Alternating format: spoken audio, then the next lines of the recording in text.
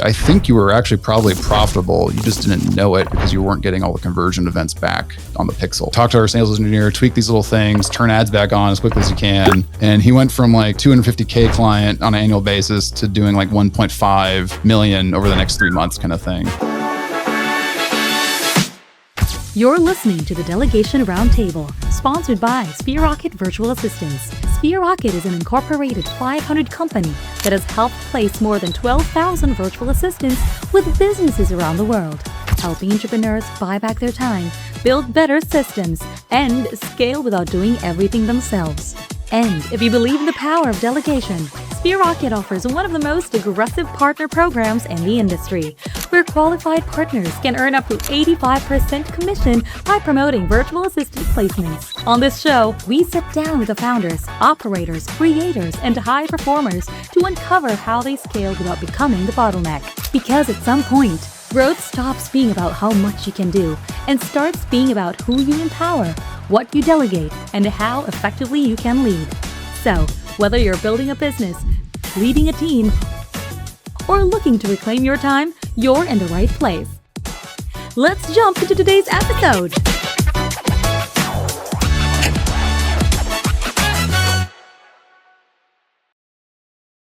All right, everybody, welcome back to the Delegation Roundtable. Ben Harris here to you today with a very, very, very special guest, someone that I'm lucky enough to not only have worked with them in the past for a brief stint, but I've been lucky enough to have him as a friend ever since then, and been able to jam out with him, learn absolute wealth of knowledge when it comes to really selling any product over the internet. If you transact over the internet, welcome to a human encyclopedia, and I'm selfishly excited to maybe kind of pick his brain a little bit on a few things here and there, because I have the mic and I can do whatever I want. But without further ado, it really is an honor and a pleasure to welcome Thomas McMahon to the Delegation Roundtable. Thomas, I know your time is very valuable. Thank you for giving it to us today. How you doing, man? Oh, dude, happy to catch up, Ben. Thanks for having me on. It's been a great day so far, just playing with the girls and getting them out the door to some music camps. So yeah, summer's rocking and we're loving it. Yeah, I can't wait to dive into actually that piece of your life right now, because it's something that I find admirable, and it's, you know, as a girl dad too, as two fellow girl dads on the mic right now, it hits a soft spot in my heart. But from a professional sense, by chance there's people watching, listening who don't know who you are. Give us a quick intro into your background and what's got you to this point in your professional career. Yeah, most people know me from my time at ClickBank, which I left, I guess, about a month ago at the time of recording this with you. I was there for a decade, so got to build a great personal brand there, mostly in business development, helping new sellers get on the platform and establish scaled affiliate programs and customer acquisition channels there. When I left, I was managing the business development team, so I was able to build that team out and really hit some new records with them, and more from a leadership perspective than a solo lone wolf business development guy. And that was a great trajectory for me in that step. And yeah, I've hosted the affiliated podcast with Kyle Kasechka and put out hundreds of episodes for ClickBank under that umbrella. And that was a blast too. So we'll speak on stage for ClickBank and all that kind of stuff. So yeah, if people know me from that, if you know me at all, but if you don't know me, yeah, I help owner operators scale happily with happy scaling. Heck yeah. Even taking one more step back, again, for people who might live under a rock, what is ClickBank? It's funny. It's not a bank. It's it's a misnamed company from 20 plus years ago. No, it's a affiliate platform is the simplest way to put it. I call it a boutique Amazon, because technically ClickBank is wholesaling products, which people have now just zoned out and gotten bored as I started getting to the details of it. But I call it a place where you can host your affiliate program and let ClickBank take care of all the boring, tedious stuff like tracking, paying affiliates, 1099s for contractors, all that kind of stuff. ClickBank wholesales the products in real time, handles all the payments. They know who to pay and what to pay. You're just putting in the settings and go, yep, pay people this much when this product sells, this much when that product sells.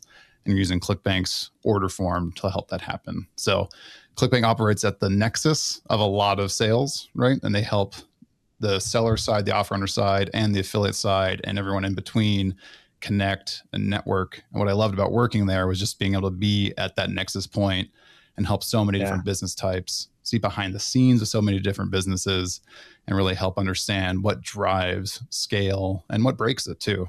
Totally. Is the online farmers market, right? Of just buyers and sellers. As someone who loves bringing people together, it's like the epitome of like what that company did and continues to do Yeah. today. And even for people listening, which I'm sure you know, I'll cover all steps. Affiliate marketing is nothing more than promoting someone else's product to earn commission. And if I have made these microphones, I can make bensmicrophone.com/Thomas, and he can promote it anywhere you want over the internet. If someone buys this microphone, Thomas makes a commission. And he did that basically on steroids, if you want to put it that way. But when you started at ClickBank, did you have any experience with affiliate marketing? Did you just sell your own products? Give me your take there. I thought I did. Yeah, I was like, I know affiliate marketing because I worked in SEO for 4 or 5 years before joining ClickBank at an agency. And so some of our clients would leverage affiliate links in their blog posts or things like that to make money. It's like, yeah, I know affiliate marketing. Yeah, you get a commission for selling stuff online, and it's easy. And then I joined ClickBank. I was like, oh, I had no idea. I barely understood affiliate marketing. So the performance model that ClickBank largely operates is what I'm kind of alluding to here, where yes, there's content creators, there's bloggers, there's people kind of making what you might call non-passive, but they want it to be passive income with affiliate marketing. But then there's performance marketers who it's their career and job to make a profit by promoting products. And they are doing it at scale with paid advertising, with email blasts, right, with monetizing what they do really well. They're business people first and foremost, and they can align great products with the right audience and make a lot of money doing it. I think that's where and why I thought this episode would be a perfect fit for our audience, because our clients and even just our audience in general, don't have to be clients, they have a product market fit, right? They have hit a growth ceiling to where they can't do everything themselves anymore. And they need to, again, why we call this the delegation roundtable. But as someone who is a little familiar, definitely not an expert, a little familiar with the affiliate marketing vertical, no one listening to this is probably pre-revenue or a beginner, let's say, right? They have something that has a product market fit. They've hit that growth ceiling. When do you think anyone who's listening that maybe could entertain the idea of affiliates, what checkboxes do you think they need to have checked that be like, I am ready to go to this? Because I'm sure you've experienced someone that's like, hey, I'm forming a company. Go find me affiliates. I'm ready for people to sell for me. It's like, it's not really how it works. So what type of avatar, if you had to paint like a perfect one that's ready to scale with affiliates, what's that look like? If you want to scale with affiliates, you really need to have cold traffic dialed in, right? So that's where I've chatted with big 9-figure brands like, hey, we're ready for affiliates now. Like we've kind of stalled out on growth. We need to add this revenue channel so we can keep scaling. And it's like, cool, we start diving into their metrics. They're like, oh yeah, our conversion rate's great. It's like 11%. I'm like, that seems impossible, but okay, like keep going. And what you learn is that, yeah, they're very profitable on their own internal ad spend with really warm, engaged traffic that knows their brand, that's engaged with it 14 times, that is ready to buy because they know, like, and trust the business avatar, whoever it might be. And now they're buying. And when you roll that kind of program out to affiliates, it can be quite a challenge because while affiliates have warm traffic, or some do, they're warm traffic to that affiliate, say a content creator. The affiliates know that content creator and they can pass on some of that warmth to your brand, but your sales page still is going to be cold to that audience most likely, unless you're just a household name. So when you're not dialed in to cold traffic, people often stumble when they're reaching out to affiliates and they're expecting it to convert at a certain point, and the affiliate promotions are just bombing. And it's like they can't get any traction, or their offer doesn't look like what affiliates are used to promoting. Like, I don't think it's going to work for me. It kind of hit all these different trip up points. So what I really try to coach on is, hey, peel off some of your ad spend if you don't have cold traffic dialed in, and start spinning up, fresh ad accounts, whatever it might be. Work with an agency. It doesn't really matter how you do it, but start getting try to optimize for day zero buys as much as possible versus retargeted campaigns versus email warm-up campaigns versus whatever it might be. Try to get day zero buys where someone clicks an ad and buys that product right as they go through the sales process right on that sales page. And if you can get that dialed in, then you're probably ready for affiliates in a much better cadence than just trying to go with your warm offer, if you will, to affiliates. And would that be because if you've been able to prove out statistically to get those day zero buyers, that is, I don't want to say an impulse purchase, but kind of trends more in that direction. Once you're able to convert that quickly, you're able to pay the commissions that the big affiliates in this industry find attractive, right? Am I on the right track? Sort of, yeah. Like everyone wants the big unicorns to promote them. The issue with that is there's not as many as you think there are. There are plenty out there, but we're talking dozens to 100 in your niche versus thousands. But if you can optimize for day zero, you're gonna be so much further ahead than all of your competitors who are still operating on warm traffic, trying to meet these affiliates.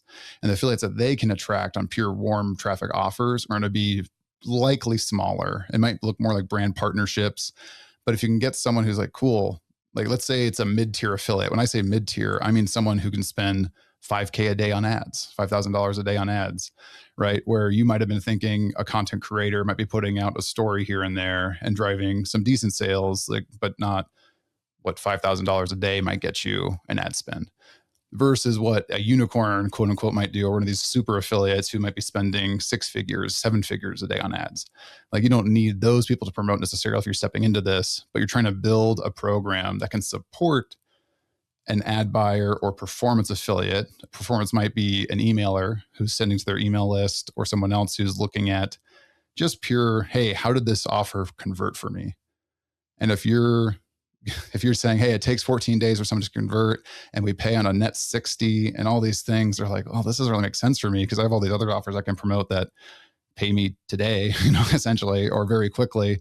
And I know how their performance happens within a couple of days of promoting versus waiting 14 days. So you're at a better playing field and you'll outcompete your competitors who are not doing what I'm talking about. That makes perfect sense. I'm happy you unpacked that. And I want to dive into that a little bit, but I want to also pivot towards you, Thomas, as a professional. You're a very humble person. Anyone like watching this, I'll just say it for him. Like ClickBank, that is the mecca in the industry, in the marketplace.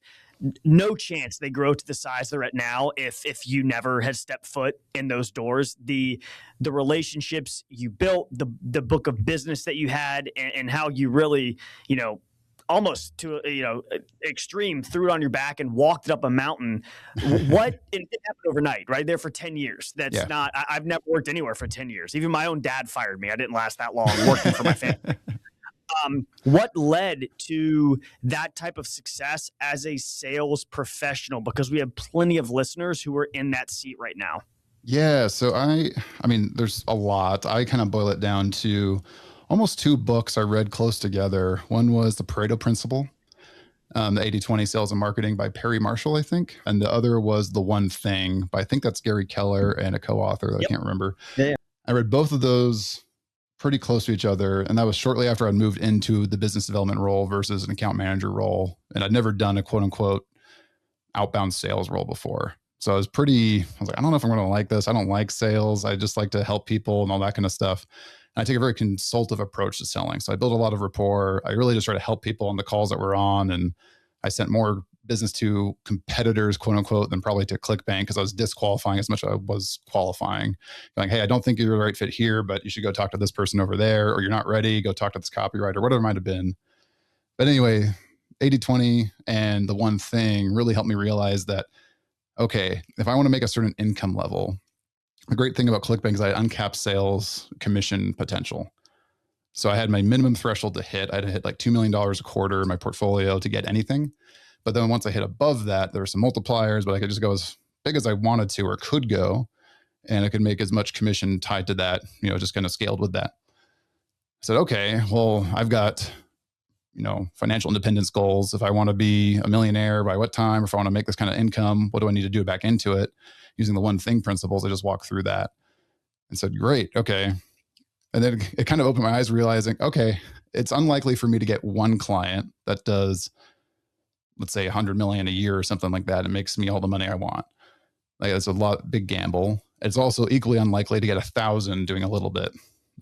But if I can target the $10 million clients, one of those will equal good money. And the reality is if I can target $10 million, I'm going to land a bunch of other small ones. who will add up to what I hope does that.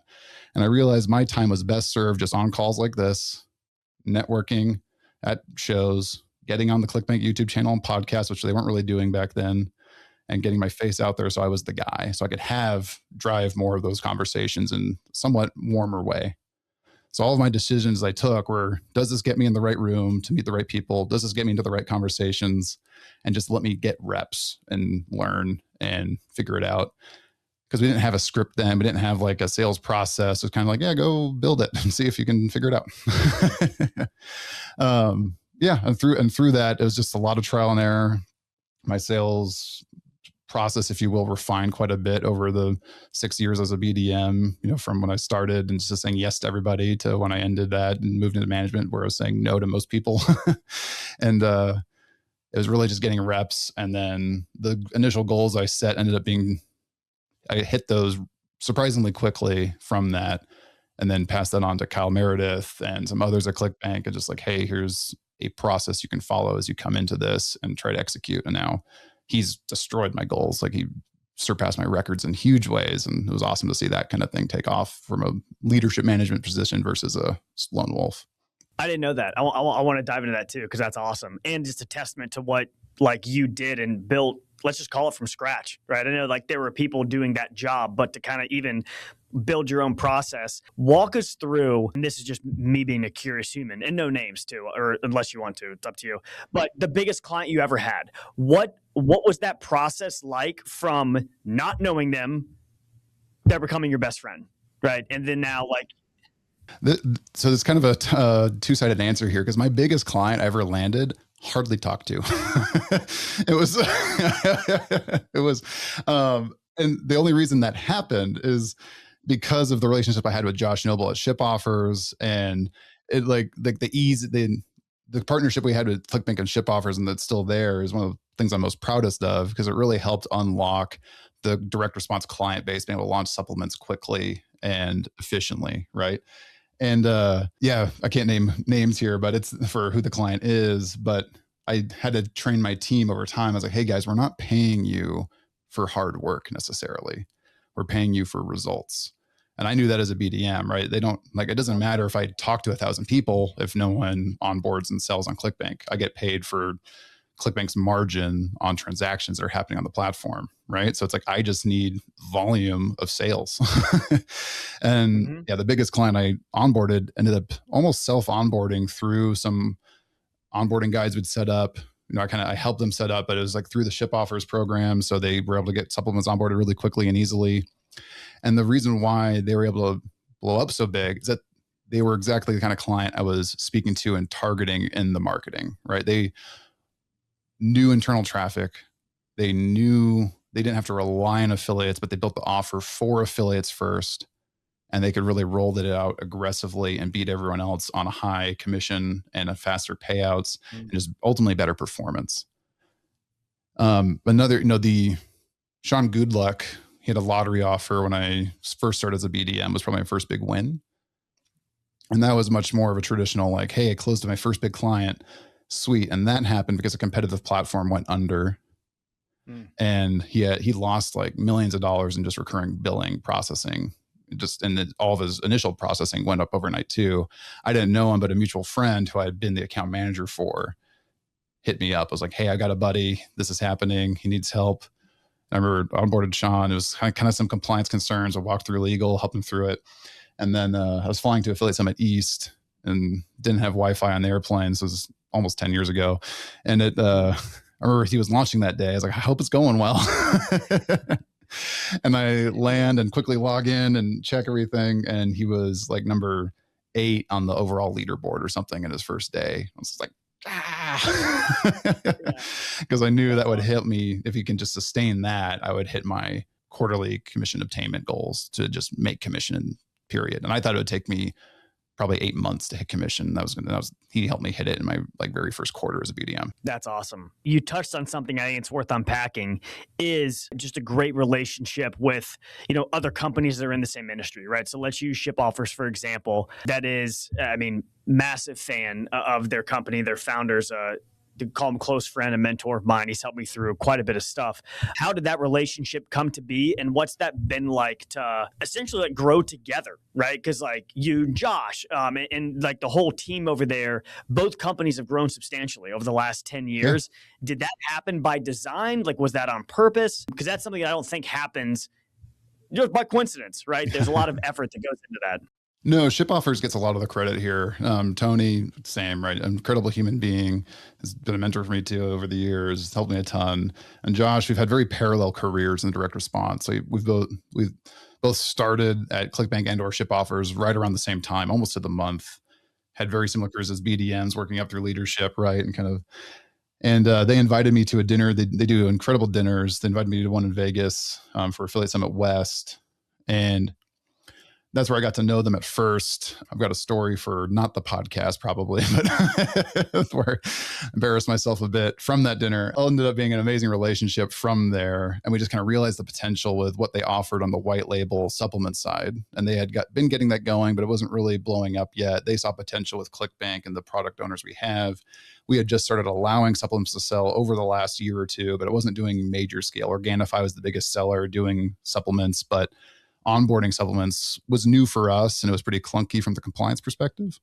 And it was new for, like, we kind of needed people with supplements already, like taking a direct response person who was only selling digital products and info products and putting them to a physical space. They were just hitting roadblock after roadblock on different, how do you even get fulfillment or manufacturing or all these compliance concerns. And the deal we struck with ShipOffers let like 80% of that get cleared out, and ShipOffers could just handle it for them. And it's a very symbiotic relationship where, yeah, I remember after we established that partnership with them, I had a new client launch a supplement offer within it was 7 or 10 days or something like that. And before that, it was taking like 6 months.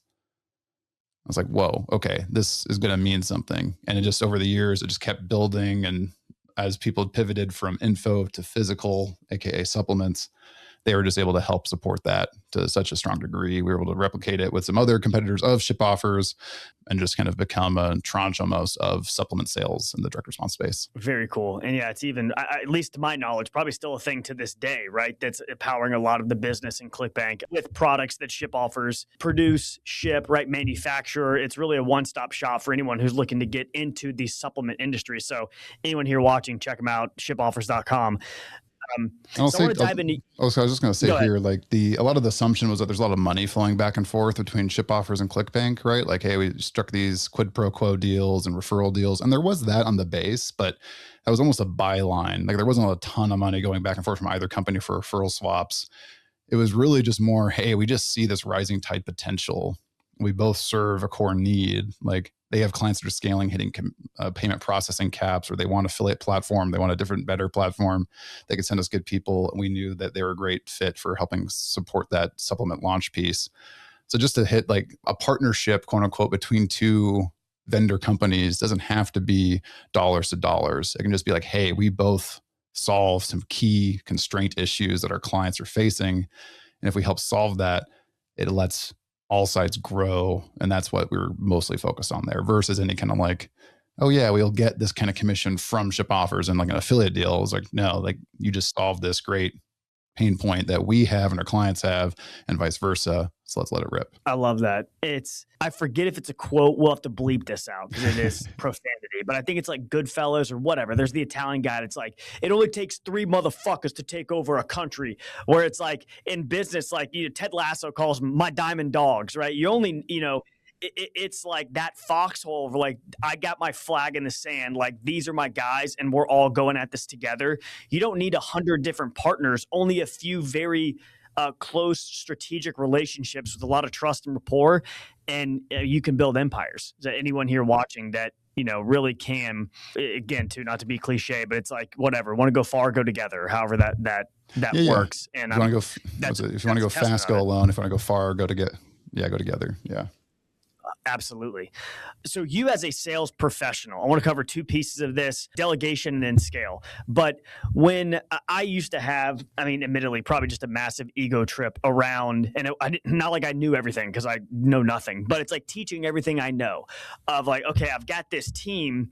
And if I take he or she, under my shoulder or teach them everything I know, they might be better than me.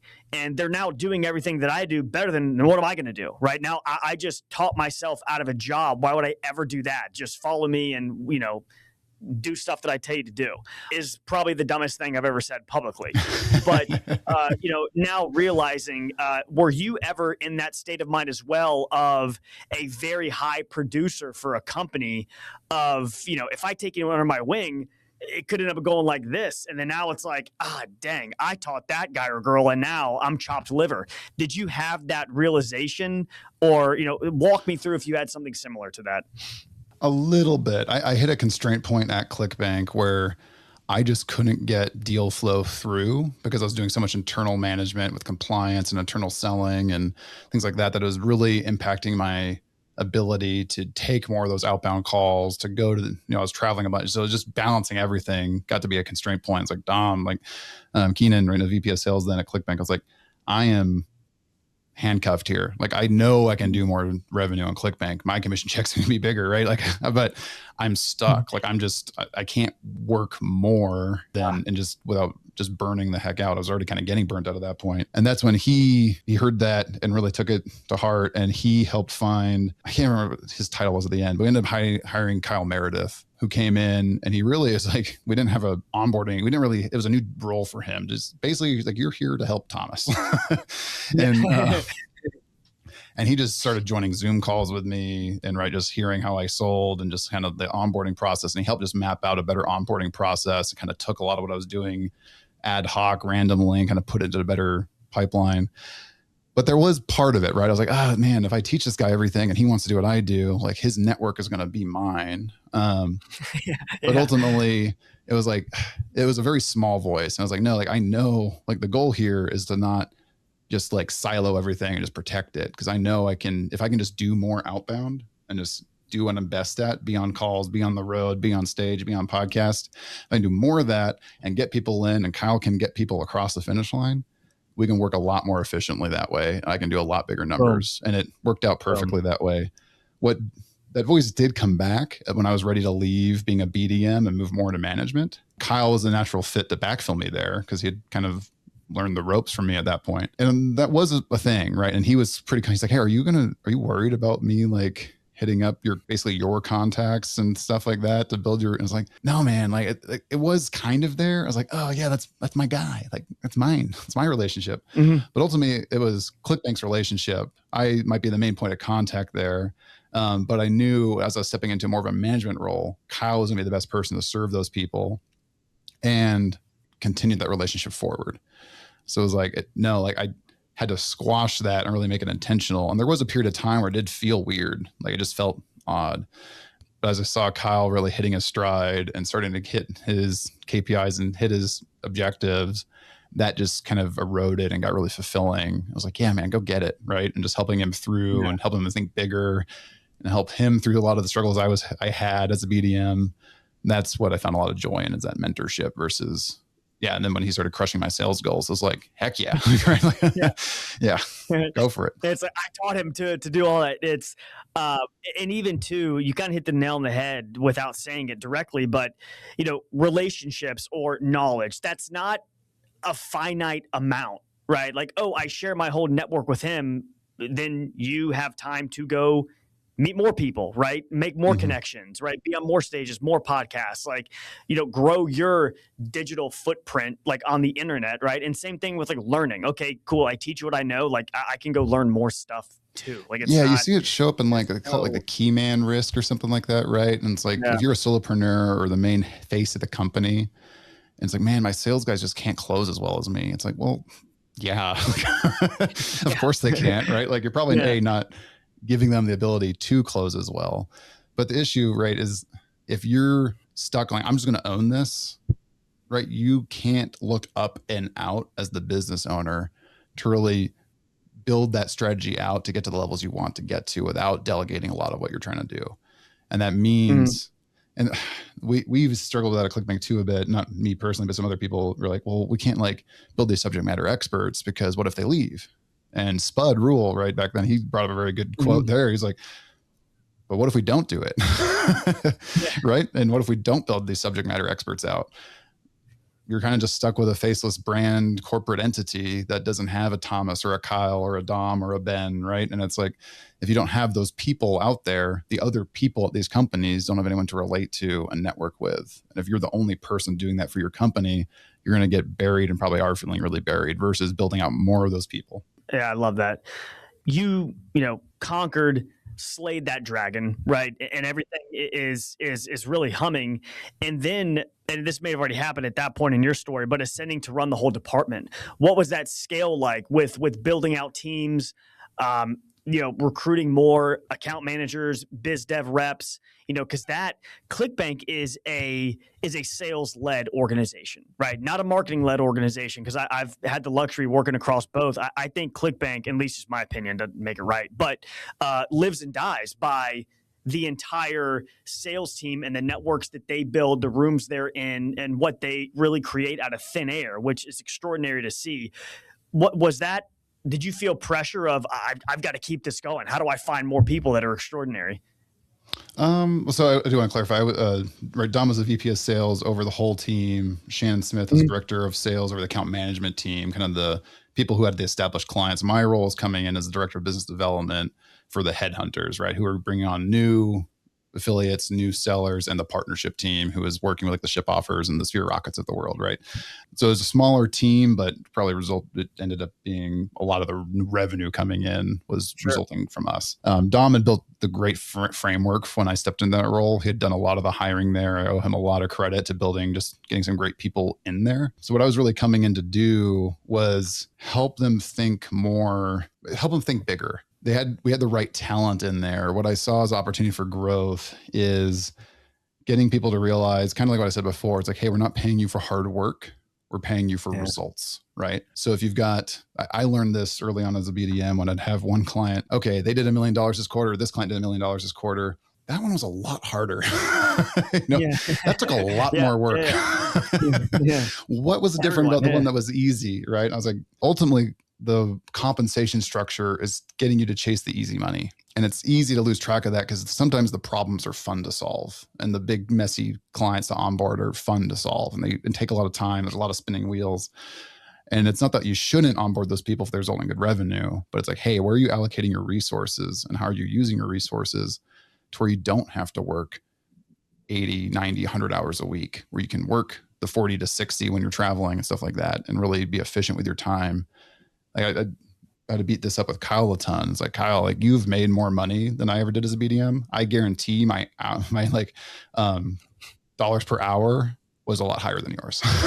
Right. Yeah. I was lazier to a degree. It's like, I'm not going to work as hard as you, right? You might've made $1 million. I might've made 600, whatever. Like I know my hours per, whatever was a lot more established than yours are kind of thing. He's like, dang, you're right. Fine. Okay.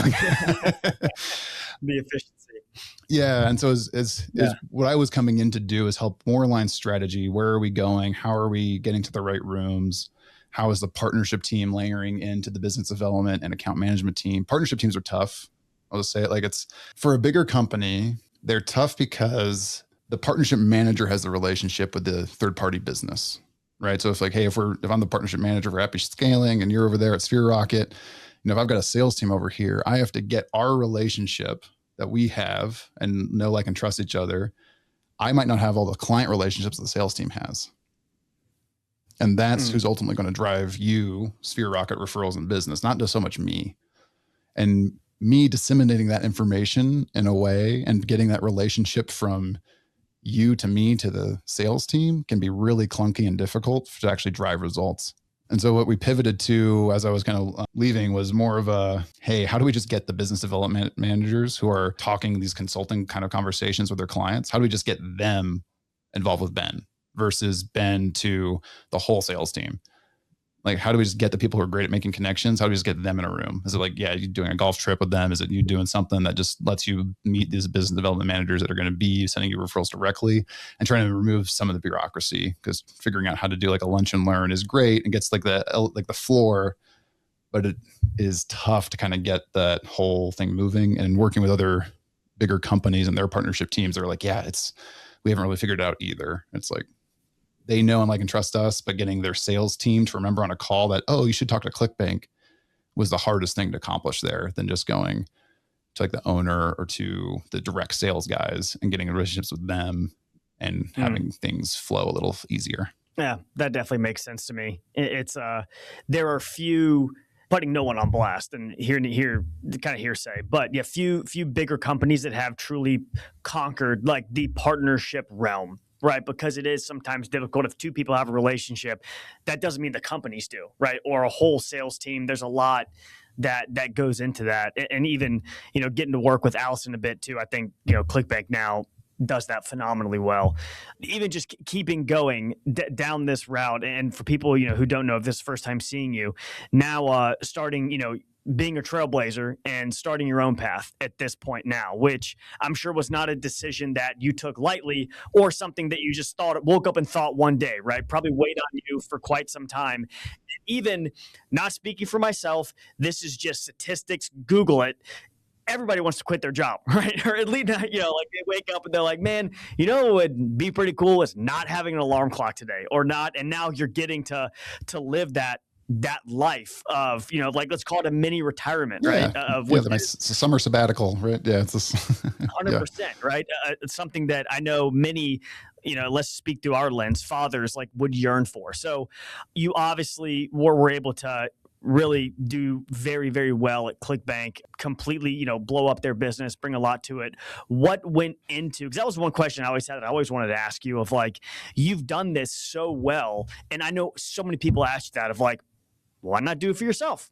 Why not, what is there a draw of staying on a team? And for me, there always kind of has been to a degree, but I want to talk to you about what went into that decision, only because I'm not being nosy, but I know a lot of people are going to feel this, right, in their core. So as much as you want to unpack, I'd love again, about what, because I'm sure that was also the 5 seconds of insane courage of, hey, Mr. and Mrs. X, like, I'm leaving. Right, that probably wasn't an easy conversation. So I want to talk about that.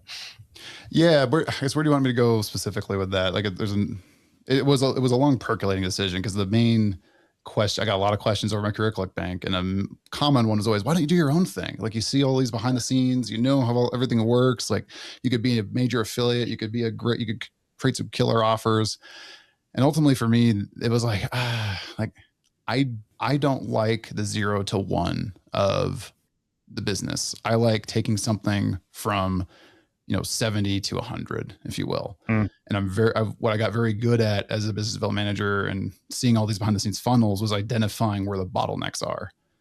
It's like, hey, you're not, like, everyone wants more traffic. Everyone wants affiliates to promote their offer for free, quote unquote. It's like, so I got very good at was figuring out why that wasn't going to work with what they have, so I could help them solve that gap and get them to that point to where they could actually scale with affiliates or whatever they were trying to do. And so I call it conversion rate operations versus optimization, because I find most conversion rate problems happen from an operational issue internally at the company, right? If they're going, hey, we don't have enough traffic, why not? It's like, well, no one's promoting it. Why not? Well, affiliates don't know about our offer. Why not? Right. So you just keep drilling into the whys, and you ultimately figure out it's like, okay, well, if you want to execute at this level, these are the gaps you need to fill. And it's either going to be an offer performance issue, and how do you fill that? It's going to be an employee or a team level issue. How do you fill that? And helping people figure out what those steps are, and just either introduce them to the right person or give them a playbook on how to execute that, is where I have more fun, because honestly, it's the levers can get pulled and the money can flow a lot easier than just, hey, you're at 0. Here's how you get to the next step. I can coach someone to do that, but it's a lot more fun if they've got traffic rolling in, if they've got a sales team, if they have some resources to some level. And it's going, cool, fix these gaps. And usually the incremental growth is more of a hockey stick growth. And then the next plateau hits, because scale breaks something else. Okay, great. Let's go fix that next problem now. Cool. Move on from there. So I like that's a long way of saying I like working with owner operators. I like working with businesses, because I know and can tinker and can figure out where those lever points are, versus saying launching my own offer. So I always knew if and when I left ClickBank, it was going to be to probably do something like consulting or advising in that format. And I just got to the point where, I'm not financially independent yet, but I'm closer than I've ever been. And I'm not far off from it. And I can take that risk from a position of safety now. I'm the sole provider for my family and all that. So it's like, I wasn't going to just, hey, yeah, I'm going to leave a multi-six-figure career and go be an ad affiliate, right? And spend money on, it would be fun, but I like working with people. I want to do it collaboratively as much as possible. And I like being that connector and figuring out those pieces. So I always kind of knew it would be some sort of advising consulting role if and when I left. And I say if because, ClickBank was a great place to be. I left on, like I say, a sunset versus a dumpster fire. It's like I didn't want to leave on bad terms. I just got to the point where I was like, I think it's the right time. Like I can coast. I don't have to work for years if I didn't want to, but I don't want to take that long of a sabbatical, and AI changes everything in 2 years. But yeah. And just as a father of two, taking time to, not even you and I have been on here for half an hour. I've got like 7 notifications that have just come through, and I had to look at my, I'm sure you don't miss that. Probably coming back sooner than later, I'm sure at some point when you dive into and blow up whatever you're doing. But I want to pause real quick because I think you had a massive teaching point there. And I think the best teaching points are always magnified with stories. You mentioned conversion rate operation. Did I say that right? Which is kind of huge because everyone always wants the next hack, the next funnel, the next like headline tweak or little thing that's going to blow it up. You're like, that's actually not the bottleneck. Let's drill down into that. And you probably have countless examples.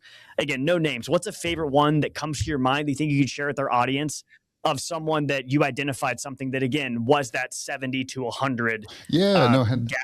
So I had a client at ClickBank. They were platinum, which means they're doing over 250K a year, but they're just barely above that, right? They're just kind of like trickling along, doing whatever 250 divided by 12 is, kind of a month. And hey, I just need some help. Can you hop on a call with me? Sure. Started figuring out what they're doing, and they were running their own ads, which I didn't realize. I was like, oh, great. They're running YouTube ads. And it was like, oh, awesome. Okay. You're not just relying on affiliates. They did have affiliates running, but that were probably equaled maybe half of their revenue at that point. It's like, well, what's going on with the ads? Because he wanted to talk about how to get more affiliates to promote. So, well, what are you doing with the ad piece here? Like, he's like, well, I turned them off. Well, why'd you turn them off? They weren't profitable. What were they? It was like 70, 80% ROAS. I was like, well, okay, that seems pretty close to 100. Yeah. Not bad. I've seen a lot worse. Yeah. Tell me more about what's going on. And then I realized he was using an outdated form of tracking, right? And it was just like, hey, I think you were actually probably profitable. You just didn't know it because you weren't getting all the conversion events back on the pixel. So talk to our sales engineer, tweak these little things, turn ads back on as quickly as you can. And he went from like, a 250K client on an annual basis to doing like 1.5 million over the next 3 months kind of thing. And just like, purely on his own ad spend. Right. And that blew up it made a lot of other problems for him to figure out in the business. But it was like one of those little things that just jumps to mind as like hey, you should fix that. Versus he thought the problem was more affiliates. Right. And it's like, no, your problem was not having accurate tracking. Yeah. Just attribution. So did they get on like a new platform that helped track more effectively, and they just kept running YouTube ads? Yeah. So in this case, he was using in a dated form of the pixel. He's using like the most basic pixel reporting that ClickBank had from like 10 years ago. And I'm like, dude, no, we rolled out INS, like this new reporting for like 2 years ago. You need to get on this, and it should fix, like I said, you're probably missing whatever's going to get you to positive ROAS here. And sure enough, he's able to scale that and get a lot more customers in the door. It's a very obvious, like trickle, trickle, trickle, boom. And there's other stuff like that, right? With, more affiliate introductions or connecting the right people or things like that. But that's just as an obvious, like, hey, I think my problem's this. But I think that's a mistake a lot of people make, is they just take and what I used to do is take it for granted. When someone's like, hey, this is my problem. Okay, let's solve that problem. But you start asking more questions and don't just take it for granted, and you don't just assume that they're right. And you realize that, hey, I don't think that's your problem. You think it's your problem because you just need more sales, you want more traffic, and this is the thing you're trying to solve.